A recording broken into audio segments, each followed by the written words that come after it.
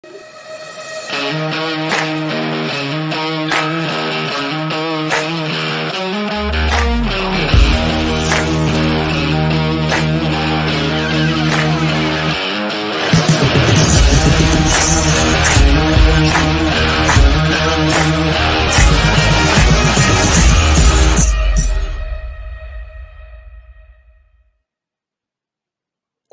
a todos, de nuevo, ahora sí para el panel.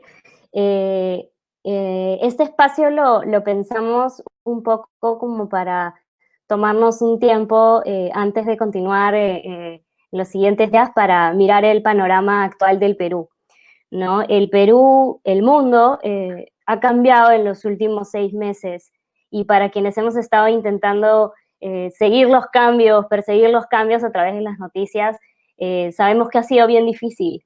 Así que la idea de este espacio, este panel que se llama Cómo crear un mejor futuro, entendamos la nueva realidad, eh, el esfuerzo que queremos hacer es mirar, como les decía, el panorama del país, tratando de entender cómo han cambiado y qué se ha mantenido de algunos de los sectores más importantes para mirar y diagnosticar cómo está el Perú. En ese sentido vamos a mirar un poco de salud, de economía, de empleo, de educación, así como de los niveles de pobreza y las brechas de desigualdad, ¿no? Para hacerlo y para explicarnos desde su especialidad y desde su experiencia con indicadores y con análisis, nos acompañan José Carlos Saavedra, Alexandra Ames, Jorge Arrunategui y Óscar Ugarte.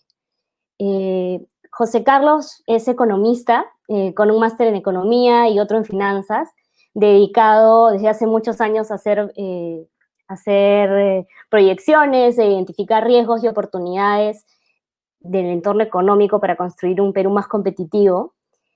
Para hablarnos de pobreza y desigualdad está Alexandra. Alexandra es historiadora y politóloga con un máster en gestión pública y que viene hace muchos años chambeando por cambiar nuestros indicadores sociales desde lo público y lo político de la mano de la evidencia. Para conversar de empleo y educación está con nosotros Jorge. Jorge es economista, dice que ya no lo es tanto, tiene un máster en gestión pública y otro en salud, pero sobre todo tiene un par de décadas de servicio público desde los sectores de educación, cultura, empleo e inclusión social. Y por último está con nosotros para hablar de salud Óscar, médico cirujano con un máster también en salud pública y otro en gestión pública, que es no solamente ha sido ministro de salud, sino que además hoy ha estado y viene estando en la primera fila combatiendo el virus de la mano de los profesionales y técnicos de la salud, ¿no? Así que estamos rodeados de gente muy bacán, con ideas bien interesantes que compartir y espero que nos sirva para entender mejor todo esto que ha venido pasando en estos 6 meses, ¿no? Cada uno de ellos va a tener 7 minutos para contarles cuáles son los principales cambios que ha habido en el Perú con la pandemia y cuáles son los temas más relevantes y cuáles son los indicadores que no podemos dejar de mirar. Y después de que cada uno de ellos presente, vamos a conversar nosotros alrededor de las preguntas que ustedes van a poder ir dejando a través del chat o a través de las redes sociales con el hashtag #CadeJóvenes. Así que, sin más, los dejo con ellos. José Carlos empieza. Bienvenido. Muchas gracias, Gabriela. Muchas gracias por invitarme a compartir con ustedes un tema tan complejo como es el de cómo está la economía en este contexto de COVID, que es una crisis sin precedentes. Quiero compartir rápidamente en 7 minutos, como dijo Gaby, algunas ideas centrales y luego creo que podemos profundizar en las preguntas y en la conversación. No sé si me pueden ayudar con la presentación, mientras que yo pongo el cronómetro para no pasarme de los 7 minutos. Vamos a la siguiente lámina, por favor. La siguiente lámina, por favor. Esta es una crisis sin precedentes, ¿no? ¿Me pueden ver pasando a la siguiente? Gracias. Una crisis y retos sin precedentes. Esa es la idea central que quiero transmitirles. Vamos a la siguiente lámina, por favor, para dar la primera idea. Quizás no nos damos cuenta, pero estamos en un momento histórico. ¿no? Histórico, porque esta crisis no tiene precedentes, es bastante particular, ha sido muy fuerte, ha sido muy rápida, inesperada, y en cierta medida se podría decir que ha sido autoinfligida. Voy a tratar de explicar un poco eso. Como ven en el gráfico de esta lámina, este gráfico muestra a lo largo de los últimos 30 años cómo ha venido creciendo la economía peruana. Si está por encima del cero, quiere decir que la producción aumenta, que los ingresos de la población aumentan, que el empleo aumenta. Y hemos visto, si ven bien en el gráfico, hasta los 90, digamos, 80, toda la década de los 80, el crecimiento de la economía peruana parecía un electrocardiograma, ¿no? Subidas y bajadas en una tendencia clara. Eso se explicaba en buena cuenta por muy malas políticas públicas, muy malas políticas económicas. Al final nos ordenamos un poco, en los últimos 20, 30 años nos ordenamos un poquito y tuvimos periodos largos de crecimiento. Salvo algunas excepciones. Por ejemplo, si miran bien, más o menos en el año 2000, hay una caída chiquita. Esa caída chiquita hizo quebrar la mitad de bancos del país, para que vean más o menos la magnitud. Luego hay una caída más o menos por el 2010, eso 2008, 2009. Esa fue la crisis financiera internacional, la peor en muchísimo tiempo. Y miren lo que estamos viendo ahora. Es una caída muy rápida, con una caída de un trimestre de 30%. Y eso se explica principalmente, y ahí está el componente de autoinfligido, porque esta crisis no tiene su origen en la economía. No es que el sistema financiero entró en colapso, no es que tuvimos políticas irresponsables, insostenibles, no es que el mundo se vino abajo como fuente con la economía, sino vino una crisis sanitaria frente a la cual no estábamos preparados y nuestra principal respuesta fue cerrar los mercados. Fue el aislamiento y eso implicaba prohibirle a las personas generar ingresos y a las empresas producir. Eso es lo particular de esta crisis. Vamos a la siguiente lámina, por favor. Esa es la primera idea. Es una crisis sin precedentes. La segunda idea es que, como una crisis sin precedentes, requería medidas también sin precedentes. Lo que hemos visto de respuesta de política económica realmente es impresionante por la magnitud y por la rapidez con la cual estas medidas fueron implementadas. Y es diferente porque es una crisis diferente. Si yo prohíbo a la gente generar ingresos, tengo que compensar eso y darles transferencias de ingresos para que puedan sobrellevar este periodo sin generar hambre, ¿no? Estamos prohibiéndole a la gente trabajar. Estoy prohibiendo a las empresas producir y generar ingresos, pero las empresas tienen obligaciones. Tienen que pagar alquileres, tienen que pagar remuneraciones, tienen que pagar a sus proveedores. Entonces tendríamos que darle liquidez, dinero para que puedan enfrentar y sobrepasar este bache. Solamente quiero mencionar dos medidas que fueron impresionantes. La entrega de bonos llegó tarde, se demoró por algunos problemas estructurales que seguramente después se van a mencionar, pero la magnitud fue muy fuerte. Al inicio, la mitad de hogares del Perú recibió bono, era parte beneficiaria del bono, ahora es un bono más amplio que eso, y en total, la entrega de transferencia de dinero a las familias es el equivalente a 3% del PBI. Eso es muy grande. Quizás para que se hagan una idea, los beneficiados de estos bonos son familias generalmente con ingresos informales. El monto entregado en bonos equivale al 10% de los ingresos de estas familias. Es un montón. Luego, el Estado dice, bueno, en esta coyuntura, ¿cuál es el riesgo? El riesgo es que pase lo que pasó en otras crisis, que el crédito se desplome, que las empresas y las familias no puedan pagar sus créditos, que la mora aumente, y hay una crisis financiera y una crisis en la cadena de pagos. O sea, es decir, yo no puedo pagarle a alguien, ese alguien no puede pagarle a otra persona, y eso hace que se expanda el problema y se genere una crisis mayor. Entonces se generó un esquema de garantías para que el Estado garantice los préstamos que los bancos daban a las empresas.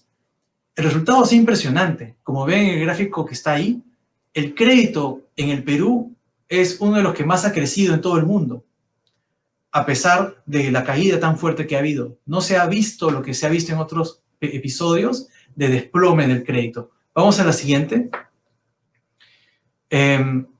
Ahora, ¿cómo estamos ahora? Estamos entrando en una etapa distinta de la crisis en la cual ya las empresas pueden operar, las familias pueden trabajar, pero ya enfrentamos a una restricción distinta. Ya no es los permisos para operar, sino es las familias están golpeadas, las empresas están golpeadas, hay mucha incertidumbre respecto a lo que va a pasar. Entonces, el gasto de las familias y las empresas se comprime y, por lo tanto, la capacidad de generar ingresos también se dificulta.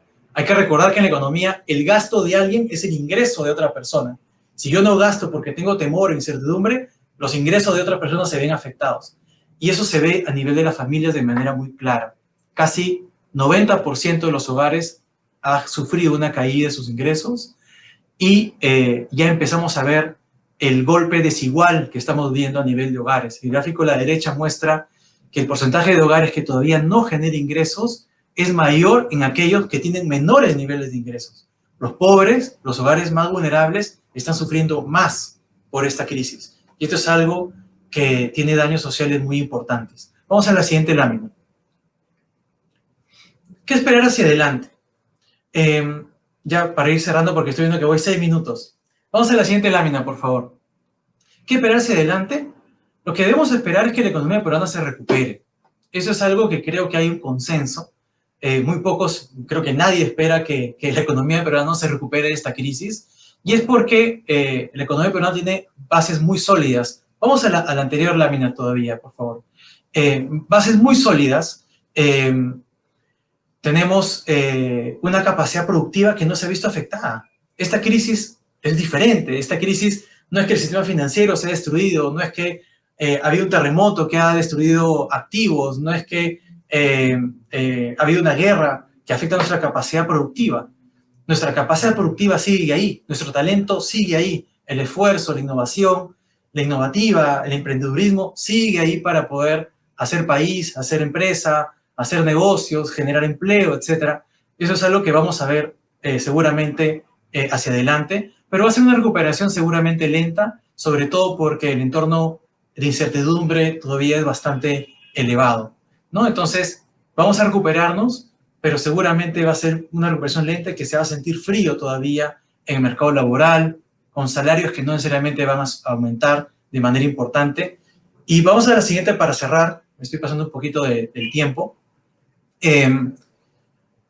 Uno de los retos más importantes, hay muchos retos por delante y los demás panelistas van a mencionar esto, pero desde mi punto de vista ya de la macroeconomía, un reto muy, muy importante es el de este choque que va a haber entre mayores demandas ciudadanas, demandas legítimas de la población, porque ha quedado evidente que los servicios públicos tienen que mejorar, los servicios de salud tienen que mejorar, los servicios educativos tienen que mejorar.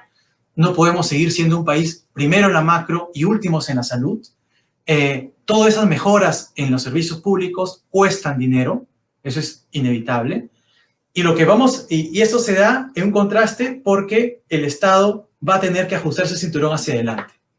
¿Por qué tiene que ajustarse el cinturón? Porque este año ha soltado la billetera con bonos, con garantías estatales, etc. Eso ha hecho que el déficit fiscal aumente a niveles no vistos en décadas. ¿Qué es el déficit fiscal? Es la diferencia entre los gastos y los ingresos. Es gastar lo que uno no tiene. Entonces, ¿cómo gasto eso? Con deuda. Me endeudo. Así como cuando uno pasa el tarjetazo, ¿no? Pasa la tarjeta de crédito porque no alcanza, bueno, está acumulando deuda y eventualmente tengo que pagar esa deuda. Entonces, ese contraste entre demandas ciudadanas y ajuste de gasto del sector público va a requerir acuerdos, va a requerir consensos, va a requerir discusiones y decisiones de política difíciles que van a poner a prueba nuestras instituciones, al sector público y al sector, a los políticos también, porque van a tener decisiones sobre qué gastos priorizar. Eso seguramente lo vamos a discutir más adelante en la parte de preguntas. Lo dejo ahí. Gaby.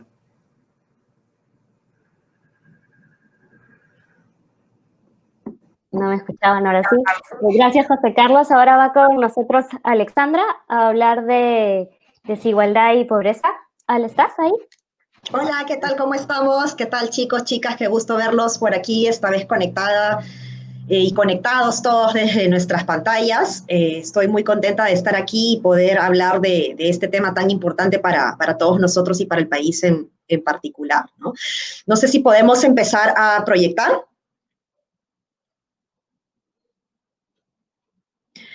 Perfecto. Rapidito, podemos ver en las columnas azules cómo estas columnas se han ido achicando, es decir, cómo es que el porcentaje de la pobreza ha ido reduciéndose en los últimos años, lo cual es algo muy positivo. Sin embargo, las proyecciones de Pablo Lavado y César Liendo para este año no son para nada alentadoras, pues lo que se ha estimado es que estaríamos creciendo a un 29%, casi 30%, es decir, 10 puntos porcentuales más en comparación con el año pasado. Si ustedes se fijan en la barra del 2010 o del 2012, más o menos 2011, vemos que más o menos ese era el porcentaje que teníamos en comparación con lo que estamos proyectando para este año. Esto significaría que estaríamos retrocediendo casi prácticamente 10 años de esfuerzo en esta conquista de la lucha contra la pobreza. Esta crisis de alguna manera nos ha traído definitivamente muchos problemas económicos a nivel micro, a nivel de los hogares, porque este choque, que es un choque adverso, como le llaman los economistas, ha hecho pues que de alguna manera las familias se vean en la obligación de gastar menos, de recibir menos ingresos. Hemos tenido muchos desempleos, la situación de informalidad que comentó también José Carlos es sumamente importante, y personas pues que al tener que estar en confinamiento para proteger su salud se han visto pues en un problema serio vinculado a la economía. No sé si podemos pasar a la siguiente, por favor.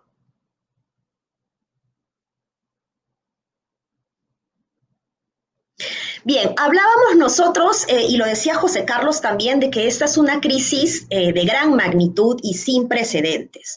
Sin embargo, yo me preguntaba hace algunos meses cómo es que están sufriendo las crisis a nivel de los hogares en el Perú año a año. Es decir, de alguna manera, las crisis que se presentan a la mayoría de hogares no suelen ser ajenas a los peruanos. Esta crisis en particular, sin lugar a dudas, es una crisis de gran magnitud y por lo tanto sin precedentes. Sin embargo, si vemos las barritas de colores, olvidémonos de los colores y fijémonos en el tamaño, vemos que más o menos todas alcanzan un nivel de 30%.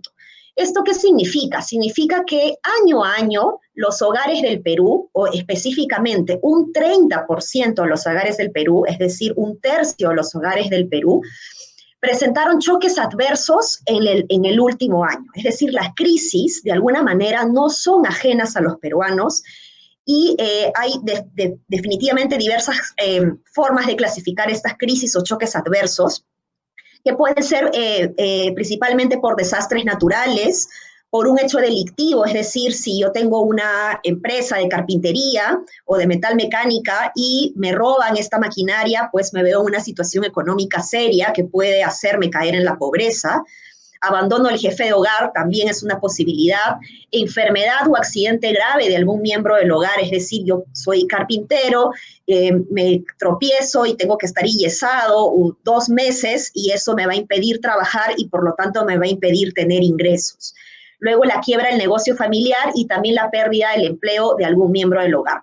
De alguna manera, estas situaciones golpean a los peruanos año a año y los golpea tan fuertes que se ven en una gran complicación económica que incluso podría pues hacer que esta población caiga en una situación de pobreza. ¿Podemos pasar a la siguiente, por favor? Entonces, ante este tercio de peruanos que año a año se ven afectados por estos choques adversos, por estas crisis que se les presentan, hay una pregunta del INEI que hace que es vinculada a qué hicieron para intentar superar esta situación. No vamos a entrar al detalle de las diferentes formas de soluciones que buscan los peruanos o los hogares para enfrentar esta crisis, pero sí me gustaría que nos fijemos en la línea roja, que es la línea que está al final, la más chiquitita, la que tiene menor porcentaje. Esa línea roja significa la cantidad de hogares que recibieron ayuda del gobierno para salir de esta crisis. Y vemos que es justamente la menor de todas las opciones. Es decir, a pesar de que año a año los hogares, las familias sufren estos choques adversos o estas crisis económicas que los golpea significativamente, aún no tenemos un sistema de protección social adecuado que pueda ayudarlos por un lado, a mitigar esta situación y por otro lado, a protegerlos para poder sacarlos adelante frente a esa adversidad en la que se ven inmersos. Siguiente, por favor.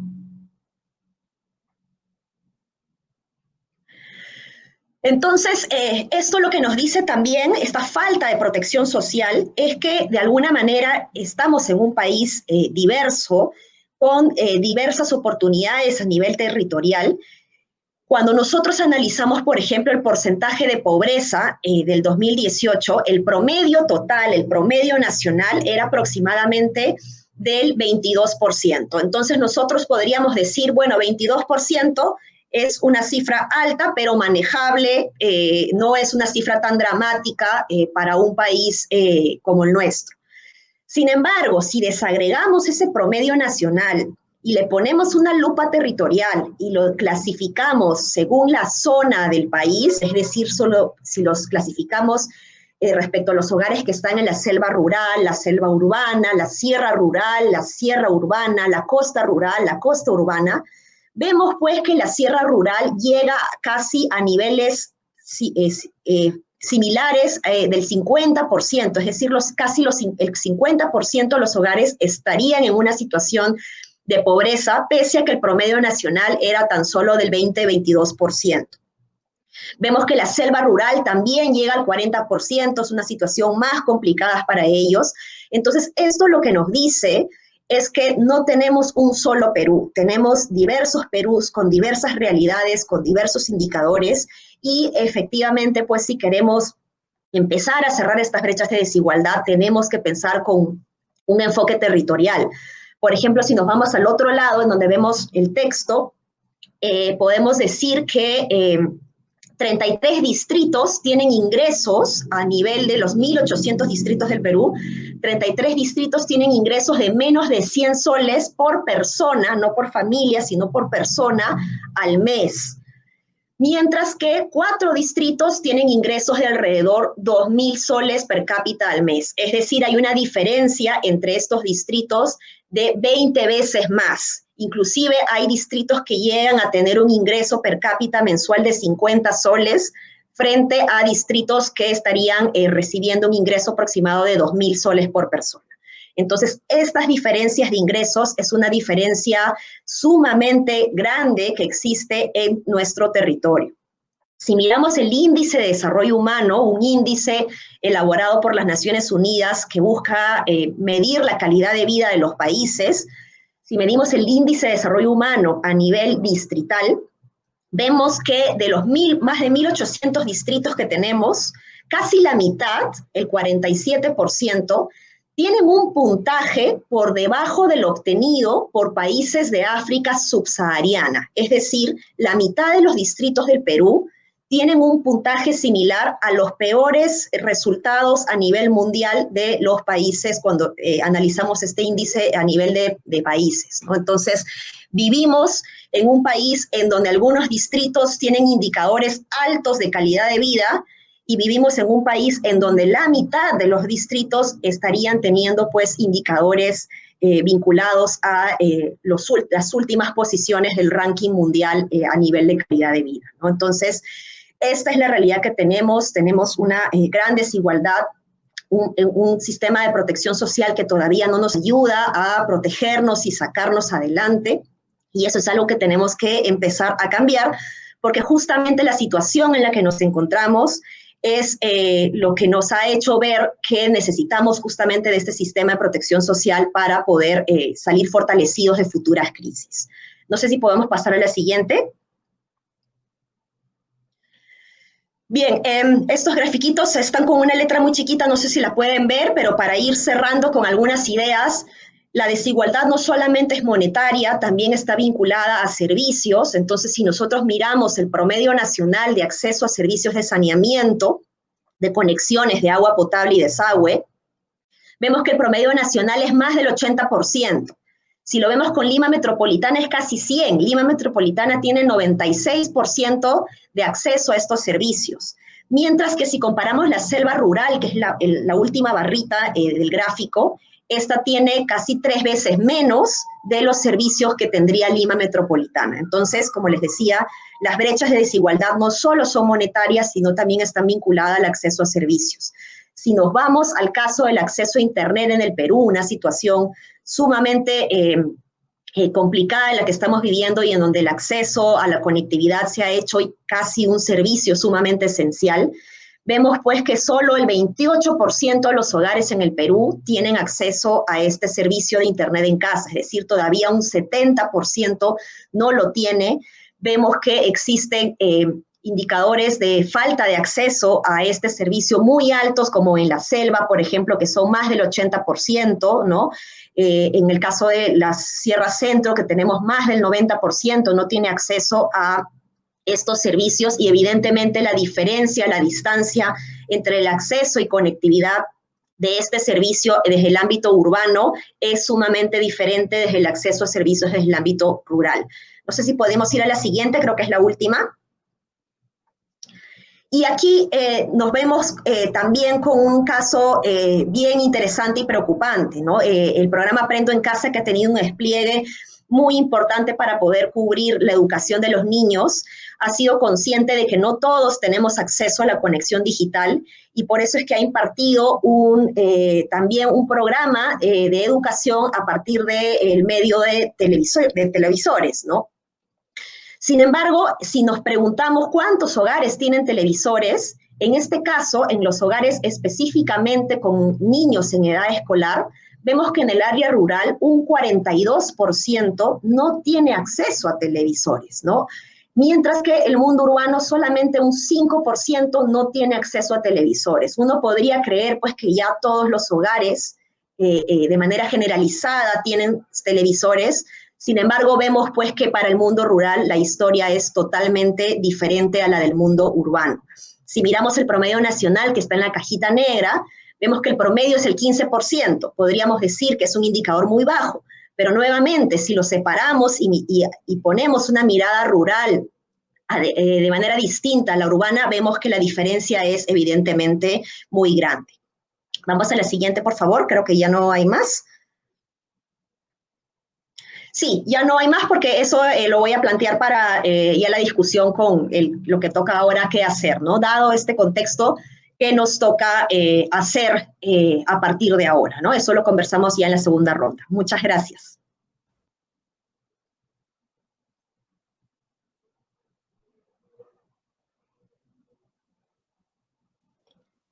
No sé si me escucharon. Gracias, Ale. Jorge, ¿estás por ahí?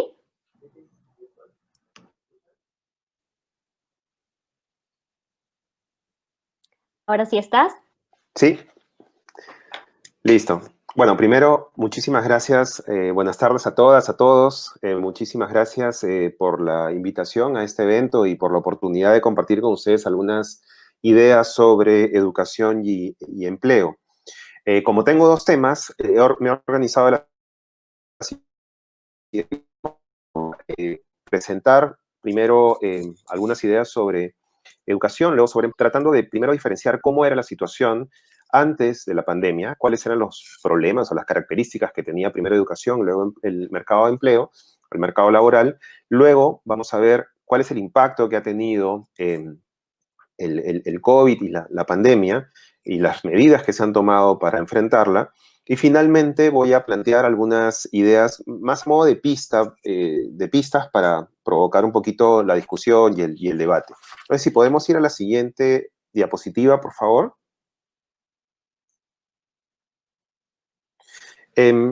A ver, un primer tema es que en el caso de la educación, lo que nosotros vivimos en el Perú es un proceso de largo plazo de universalización de la educación básica, ¿no? La matrícula en educación básica, es decir, en inicial, primaria y secundaria, creciendo de manera sostenida a lo largo de varios años. Y lo que hemos tenido, por ejemplo, en los últimos años es, el dato actual es que 84% de los niños que tienen edad para ir a inicial, están efectivamente en inicial, y eso significa que ha subido 16 puntos porcentuales en los últimos 10 años. En el caso de primaria, que ya tenemos, digamos, estamos muy cerca de de la universalización, estamos en 94%, y en el caso de la secundaria, hemos subido 10 puntos también los últimos años, de manera que 85% de nuestros adolescentes, jóvenes que tendrían que estar estudiando secundaria, efectivamente están matriculados. Esa era la situación que teníamos antes de la pandemia. Y hay otros indicadores que podrían también graficarnos que ha venido habiendo una inversión, un gasto sostenido en educación, a pesar de que en los últimos 2, 3 años ha estancado un poco. Pero independientemente de eso, el problema más que de acceso, el problema que teníamos y que hemos venido sufriendo en los últimos años y probablemente décadas, es de baja calidad. Esa baja calidad de la educación, que es uno de los principales problemas, venía no solamente en términos de la calidad de servicios, sino en términos de los resultados que tenemos de la educación. Y es aún más grave cuando nos comparamos con otros países. Cuando nos comparamos con otros países, y eso lo hemos también visto en estas pruebas internacionales, las pruebas PISA, quedamos todavía a la cola a pesar de todos los esfuerzos que estoy mencionando. Entonces, la calidad de la educación en el Perú no es suficiente, pero además, cuando hacemos un zoom a esto, un poquito siguiendo lo que nos decía Alexandra, cuando empezamos a mirar un poquito más en detalle cuál es el problema, encontramos que hay inequidades muy fuertes, ¿no? Y que nos encontramos con diferentes realidades en nuestro territorio. Parece que tuviéramos diferentes países dentro de nuestro propio territorio. Y esta desigualdad, estas inequidades, principalmente diferenciaban los resultados o diferencian los resultados de estudiantes de la educación pública versus no pública, rurales versus urbanos y de diferentes niveles socioeconómicos. Por ejemplo, en este gráfico lo que vemos es cuáles son los estudiantes de segundo de primaria que rindieron la evaluación censal de estudiantes que ante un texto adecuado para su edad entienden lo que leen, tienen nivel suficiente de la capacidad de lectura. En los últimos 10 años, del 2009 al 2019, hemos avanzado 15 puntos. Antes solo el 23% entendía, ahora el 38% entiende lo que lee en esta prueba de segundo de primaria. Sin embargo, como vemos ahí, hay 13 puntos de diferencia si comparamos los resultados de escuelas estatales y no estatales, 23 puntos cuando comparamos urbanos versus rurales, 25 puntos cuando comparamos nivel socioeconómico muy bajo con alto, y cuando comparamos al mejor departamento en resultados, que es Tacna, que tiene 59%, versus Loreto, que es el que tiene peores resultados, que tiene 11%, pues la diferencia es abismal, ¿no? Pasamos a la siguiente, por favor. Y esto es como nos agarró la crisis del COVID. Esa crisis sanitaria nos agarra en estas condiciones. Las clases, además, y esto parece una anécdota, pero no es tan trivial, las clases se tuvieron que suspender a punto de iniciar. En nuestro país estábamos a punto de iniciar las clases cuando tuvo que suspenderse el año escolar. Entonces, todo el año escolar prácticamente se ha tenido que dar en una situación absolutamente irregular, absolutamente excepcional. Y eso nos puede pasar factura cuando nos comparamos nuevamente con otros países, especialmente del norte, donde ya a mitad de ese mes, de año escolar, los agarró la crisis. Acá, el 6 de abril, se inició el año escolar a través de esta plataforma Aprendo en Casa, como también decía Alexandra, y cuando empezamos a ver encuestas de satisfacción, encuestas de acceso, lo que vemos es que 95% de las familias declaró que sus hijos efectivamente habían accedido a la plataforma. Como vemos aquí en el gráfico, la mayoría dijo haber accedido a través de la televisión, pero nuevamente nos encontramos con estas diferencias urbano-rurales, ¿no? 61% a través de la televisión versus 40% en zonas rurales, radio mucho más usado en zonas rurales que urbanas, WhatsApp más urbano que rural y así por el estilo. El tema aquí es que además lo que hemos venido viendo es que a lo largo del tiempo también está siendo muy difícil sostener educación a través de la plataforma, ¿no? Y al comienzo probablemente hubo mayor novedad, etcétera. Además teníamos a todas las familias cumpliendo la restricción de salir de los hogares, pero ahora que ya hay ciertos niveles de movilidad, pues los niños están quedando con un poco menos de soporte de sus familias. Por lo tanto, lo que estamos también observando es que el rating de los programas está descendiendo. Si pasamos a la siguiente, por favor, y yo quisiera que leamos estos resultados o este gráfico muy contextualizado, cuando comparamos cuánto de horas debería haber tenido hasta ahora cada niño en términos de las diferentes áreas, de los diferentes cursos, y cuánto es lo que efectivamente se puede ofrecer a través de una plataforma como Aprendo en Casa, solamente comparando lo que está en la televisión. En comunicación, hasta ahora, desde abril hasta hoy, esta semana de octubre, tendrían que haber llevado 150 sesiones y solamente hemos tenido 15. Por supuesto, esto está siendo complementado con la plataforma web, con el esfuerzo de los maestros, con el esfuerzo de las familias, pero a lo que voy con este gráfico es la importancia que tienen todos esos recursos adicionales para poder compensar que el servicio se está dando de manera irregular. Y esto, por supuesto, esta es la comparación que he hecho solamente para los alumnos de primero y segundo de primaria, un poquito para seguir la lógica del gráfico anterior que veíamos los resultados de lectoescritura. Entonces, es muy complicado tener una provisión de servicio adecuada y esto va a requerir y requiere recursos mucho más allá de lo que se tenía pensado y esfuerzos excepcionales, un poco también como lo que mencionaba José Carlos al comienzo. La siguiente, por favor. Ahora pasamos muy rápidamente a ver cómo era el mercado laboral en el Perú antes del COVID. Y aquí, claramente, el mercado laboral antes del COVID era, y es todavía, un mercado principalmente informal y que también tiene muchas inequidades. Rápidamente, 24 millones de personas están en edad de trabajar en el Perú, de ellas casi 18 millones estaban dentro de la población económicamente activa, lo que significa que estaban o trabajando o buscando trabajo.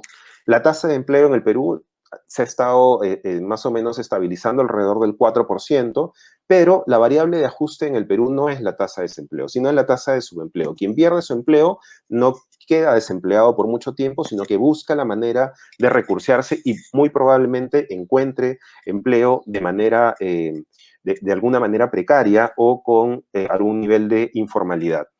De hecho, 2 de cada 3 empleos en el Perú es informal. Y cuando empezamos a ver cómo se organizan, digamos, los diferentes grupos demográficos dentro de la estructura del empleo, lo que vemos es que hay menor acceso y es un acceso más precario para los jóvenes, para las mujeres, y además jóvenes y mujeres concentrados en actividades con menores ingresos. Como vemos en este gráfico, por ejemplo, lo que se llaman los asalariados privados, es decir, los que están contratados por alguna firma privada y cobran un salario, son el 44% en el caso de los hombres, 31% en el caso de las mujeres. Y más bien las mujeres tienen más del doble cuando comparamos, respecto de los hombres, cuando comparamos el trabajo familiar no remunerado, es decir, el trabajo que se hace ayudando un poco a la familia en labores de la casa.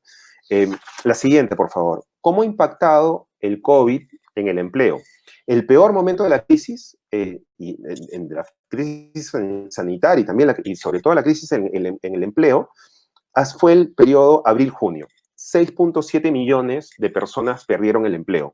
96% de ellos en zonas urbanas y pasaron, además, y esto es más grave todavía, no pasaron al subempleo como era antes, sino pasaron a la inactividad laboral, es decir, no buscaron trabajo. Por lo tanto, durante un periodo se han quedado sin ninguna capacidad de ingresos porque precisamente estábamos todos guardando las restricciones de movilización.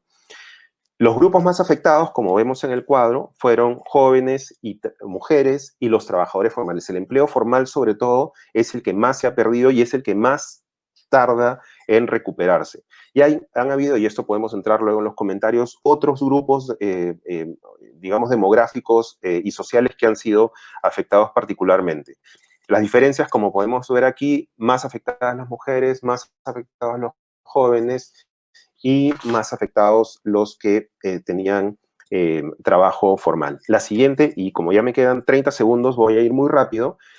que como también creo que se ha visto, y lo comentó José Carlos, se viene dando una recuperación. Sin embargo, esta recuperación es mucho más lenta en el empleo formal. Y además, con los datos que han salido publicados hoy por parte del INEI, está siendo mucho más lenta en el caso de los jóvenes. Entonces, ahí tenemos un montón de tareas por enfrentar, porque la recuperación del empleo no es igual para todos los grupos y no es igual en todos los sectores. Y además hay un dato adicional, y es que como hay más gente buscando empleo, lo más probable es que los salarios bajen, los ingresos bajen. Entonces, esto que también creo que tiene relación con lo que mencionaba Alexandra, va a tener seguramente un impacto que tiene en el mercado laboral y que podría tener un impacto en la pobreza. Para terminar, la última diapositiva, y ya ahora sí creo que robando algunos segundos adicionales, son dos ideas. Primero, como había dicho José Carlos y Alexandra, crisis sin precedentes donde coexisten varios Perús en un solo territorio, pero tenemos que pensar en cómo crear un mejor futuro. Y aquí lo que tendríamos que pensar, y esto creo que lo dejamos para la discusión posterior, son algunas preguntas como ¿qué recursos no hemos utilizado plenamente? O sea, tenemos sector privado, sector público, la academia, la sociedad civil. ¿Qué nuevas capacidades requerimos en esta nueva normalidad que nos espera al día siguiente de pasada la crisis? ¿Y cómo protegemos principalmente a aquellos que ya estaban siendo más afectados antes de la crisis y que ahora han empeorado su situación y que pueden además ver deterioradas mucho más fuertemente sus capacidades? Y vamos a seguir expandiendo este ciclo de expansión de brechas. Entonces, yo lo dejaría ahí para quedarnos luego a los comentarios. Muchísimas gracias. Gracias, Jorge. Ahora da paso a Oscar. Ok. Bueno, un saludo a todos los y todas los presentes en este seminario, y agradeciendo la invitación. A mí me toca tocar el tema salud en este contexto y quisiera, para empezar, poner la presentación, es la pandemia y el sector salud.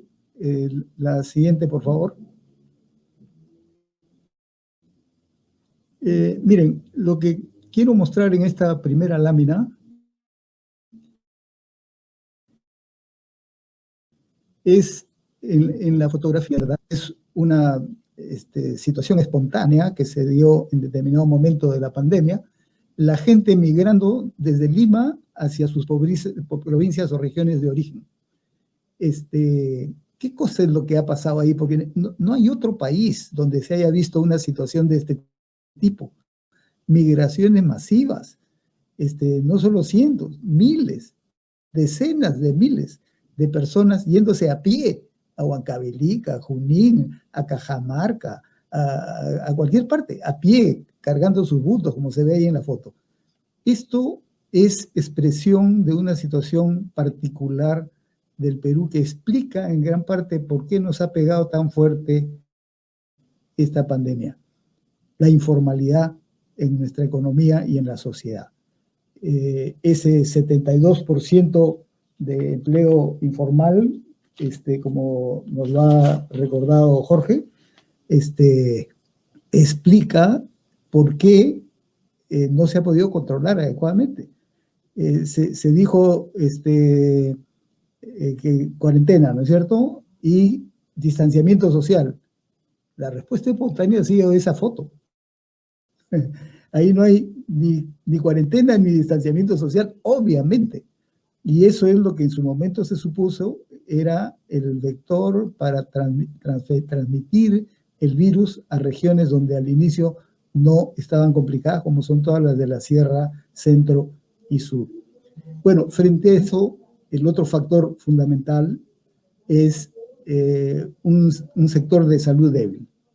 Débil tanto por fragmentación del sistema, o sea, existen servicios del Ministerio de Salud, de los gobiernos regionales, de salud, de las sanidades, del sector privado, sin una adecuada articulación. O sea, un sistema desarticulado, que es una característica del sector salud, no es eso, no se vive así en el sector educación, por decirlo de alguna manera, es una cosa distinta, ¿no es cierto? Pero en el sector salud esa fragmentación hace más ineficiente el sistema, y esto es lo que se trata de graficar con las otras dos fotografías. La siguiente, por favor. ¿Qué elementos críticos están presentes en esa situación del sector salud? Yo les voy a explicar esta lámina porque no necesariamente se ve bien, pero lo que está ahí, cada una de las barras horizontales, es la cantidad de profesionales que hay por cada 10.000 habitantes. Entonces les voy a explicar porque si no, no lo van a poder ver. En la barra de arriba, que destaca un poco, la primera de las barras, es cuántos profesionales de salud, médicos, enfermeras y las diferentes profesiones tenemos por cada 10.000 habitantes. La recomendación de la Organización Mundial de la Salud es que haya 45 profesionales por cada 10.000 habitantes. En el Perú tenemos 34,5, o sea, estamos por abajo, y esa es la barra superior, ese es el promedio nacional. Pero ese promedio nacional esconde esas brechas que hay. Por ejemplo, la barra inferior es Callao, que tiene 50. Ese es, digamos, el único que está por encima de la recomendación a nivel internacional. 50 profesionales por cada 10.000 habitantes. Hay 4 o 5 que están alrededor de 45 o 40 y tantos que podrían pasar a tener el promedio recomendado. Pero todo lo demás es déficit. Y miren ustedes, la segunda barra, empezando de arriba, después del promedio, la segunda, la que quiere decir la región con menor cantidad de profesionales por 10.000 habitantes, es Piura. Y Piura, que tiene ahí 22 profesionales, el promedio es 34,5, Piura tiene 22 profesionales por cada 10.000 habitantes, es sin embargo el segundo departamento más poblado. Es por eso que entonces la capacidad de respuesta es muy débil, pues, y no solo se ha visto ahora, se vio en el niño costero del año 2017, etcétera, y así siguen varios departamentos. Entonces, hay una deficiencia muy grande, se estima que es un 30% de déficit de recursos humanos, y eso explica la debilidad en la respuesta, más aún con esta desigualdad, porque hay regiones con menor capacidad. La siguiente, por favor. Otro aspecto crítico en el campo de la salud pública, que es el sector salud, de un lado hemos visto recursos humanos, el otro aspecto es infraestructura insuficiente. Y la infraestructura se mide en número de establecimientos, ese es el cuadrito de arriba a la izquierda. Les voy a decir lo importante de eso. A un lado están las instituciones, ¿no? Los subsectores, MINSA, de salud, de gobierno local, de sanidades, de la Fuerza Armada, de la policía, los privados, sectores otros, se dice ahí, eso es iglesias, ONGs, etc. Esa es expresión de la fragmentación. El total de establecimientos y las columnas 1, 2, 3 son los niveles de complejidad, siendo el nivel 1 los más simples, digamos los centros y puestos de salud, y nivel 3 los hospitales más complejos, suman 24.155. Sin embargo, de esos 24.000, miren ustedes, el nivel 1 son 17.667. Y de ese nivel 1, que es el más simple, centro, puesto de salud, por lo menos la mitad no tienen médico. Entonces son establecimientos bien débiles, porque hay técnico o algún otro profesional no médico, pero que no tiene las competencias, digamos, para resolver gran parte de la demanda de la población. Pero el otro indicador que es importante para determinar el problema de esta brecha es el cuadrito de abajo, que es el número de camas en el país. Actualmente, y habiendo ya ampliado las camas con la pandemia, a través de hospitales transitorios y otros, hay 41.000 521 camas en el país. La recomendación internacional es que haya una cama, dos camas, 2.5 camas por 1.000 habitantes, ¿ok? Con la cantidad de camas que tenemos nosotros, el promedio es 1.25 camas por 1.000 habitantes. O sea, estamos a la mitad del número de camas que se requieren.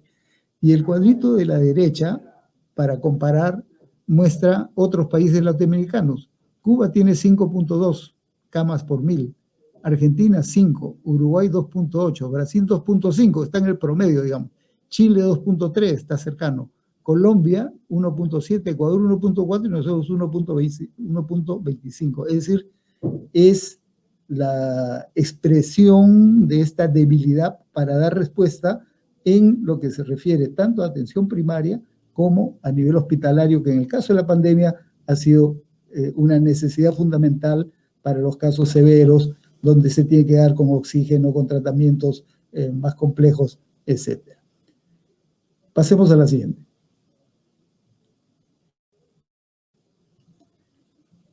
Pero también, y es lógico, como consecuencia de todo eso, hay una brecha en el financiamiento de la salud.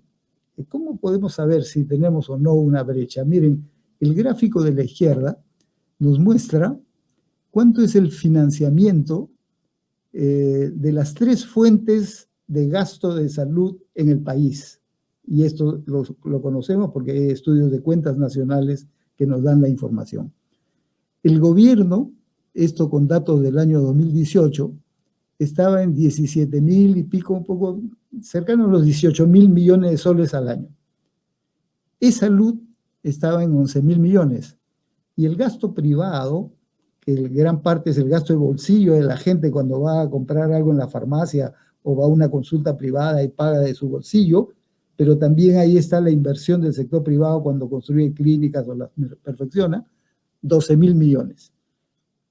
Esa suma, que son más o menos 40.000 millones, es el gasto total que hace el país en salud. Si comparamos con nuestro PBI, eso está en el cuadrito, en la figura de la derecha, es el 5.5%. ¿Y qué nos dice eso? ¿Que es mucho, es poco? ¿Qué pasa? Nos comparamos con el promedio latinoamericano. Miren, el promedio de los países latinoamericanos gasta el 7.5% de su PBI en salud. Nosotros gastamos el 5.5%, estamos muy por debajo.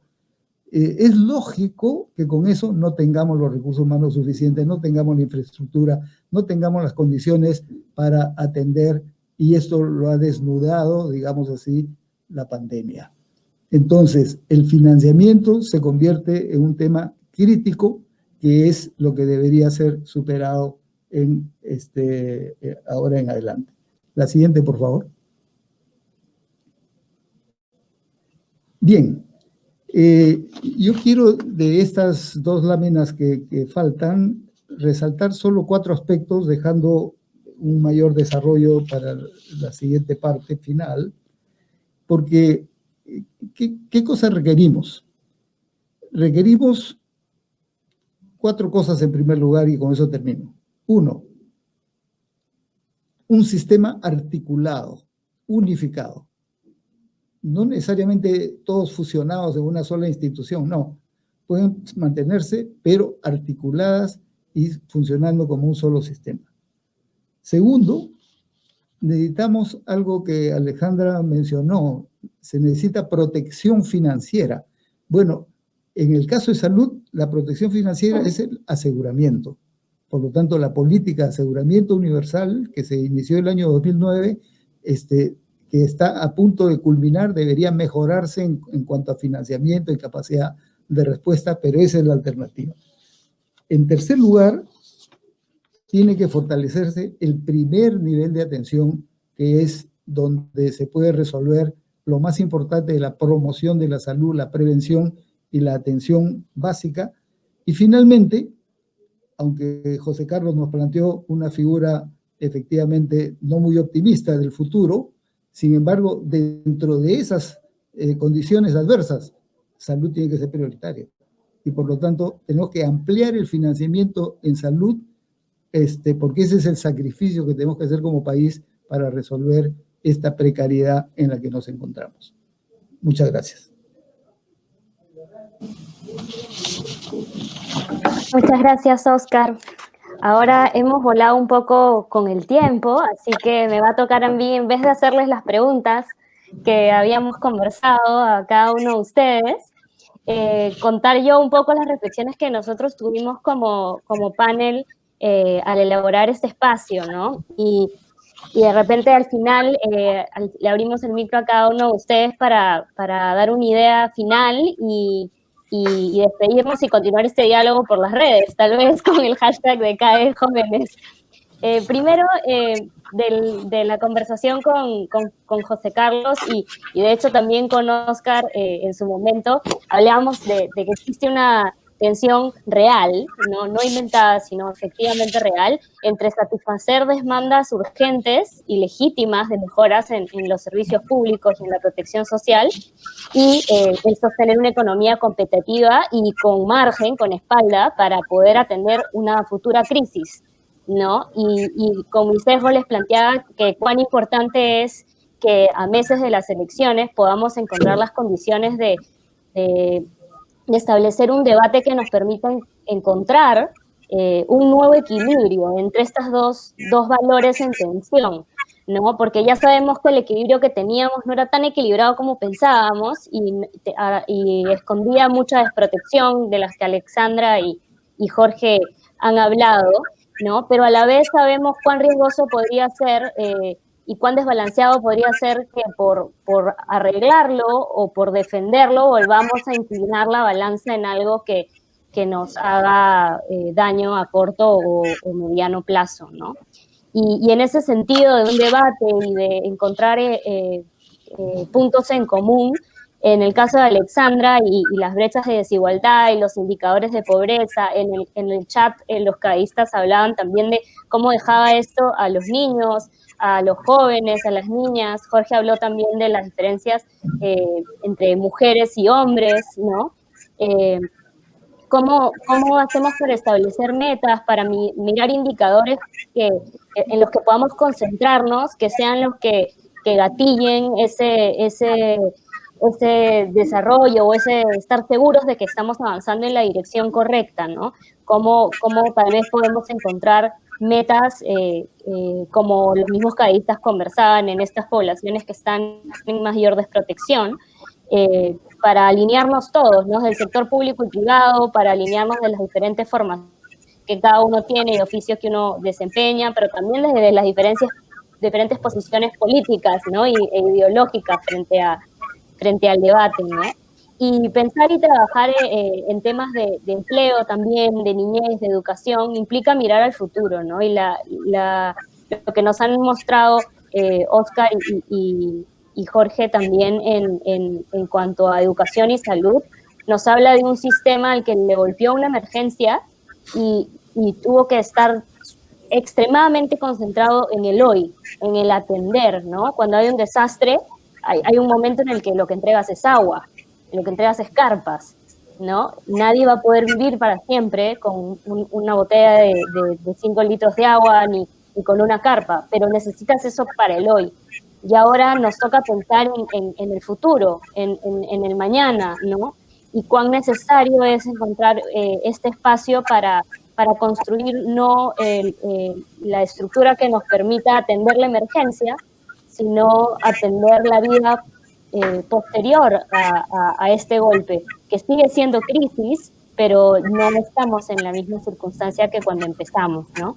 Y en el caso de Oscar, una de las cosas que me parecía interesante también mencionar, y cuando conversábamos también con José Carlos también respecto a la importancia de levantar los temas de salud.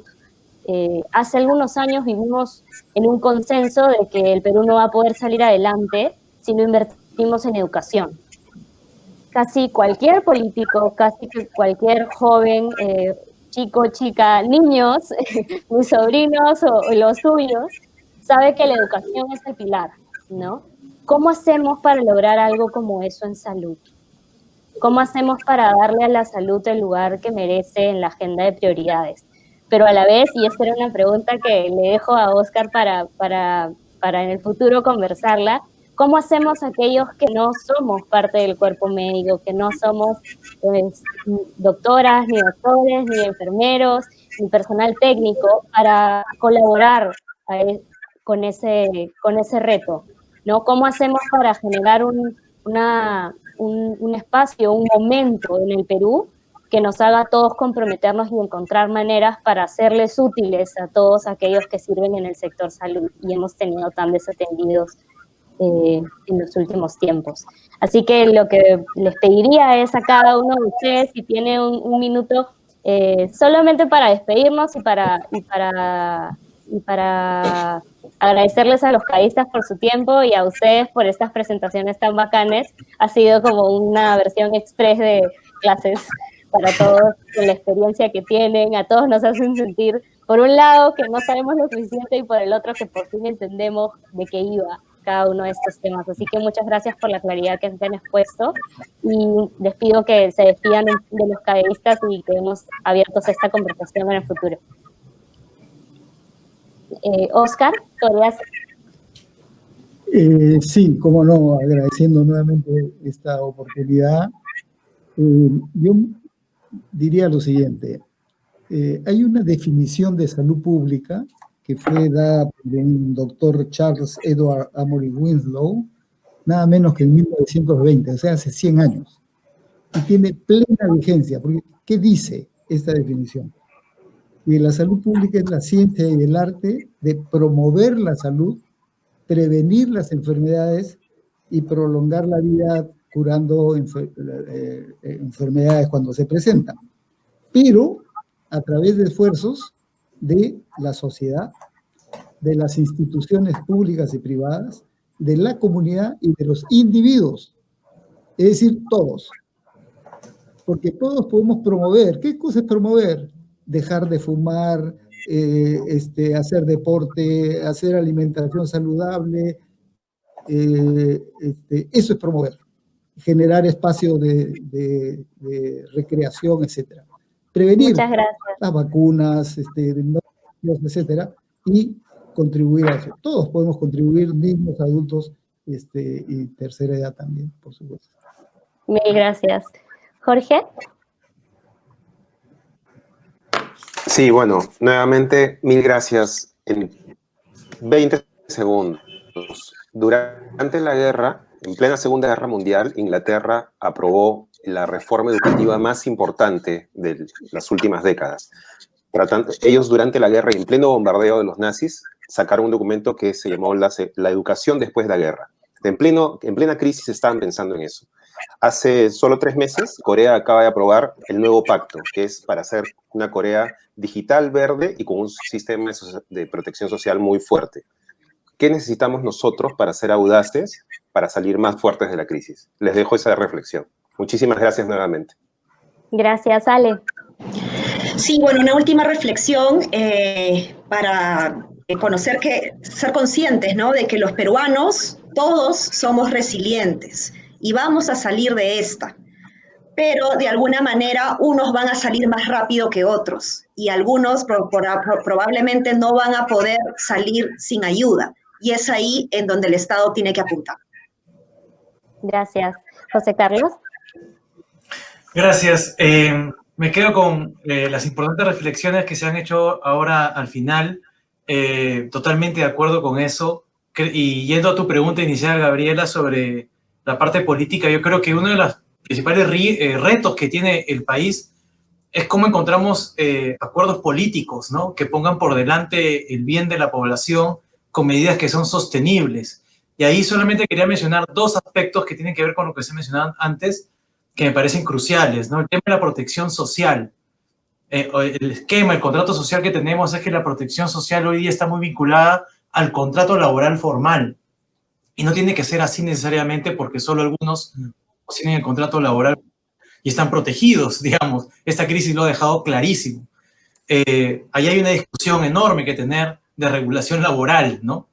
Y el otro aspecto es el presupuesto, que bien lo ha mencionado Oscar, ¿no? Es clarísimo que necesitamos más presupuesto en salud, en educación, pero para eso necesitamos recaudar más.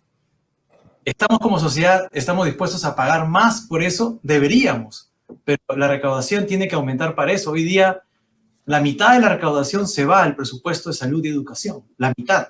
Incrementarlo implica o aumentar el presupuesto o dejar de gastar en otras cosas. Eso requiere un consenso político, ¿no? Esos son los retos que tenemos por delante. Muchas gracias. Gracias, José Carlos. Y gracias, como les decía, porque esa es una conversación que no tiene respuestas cerradas.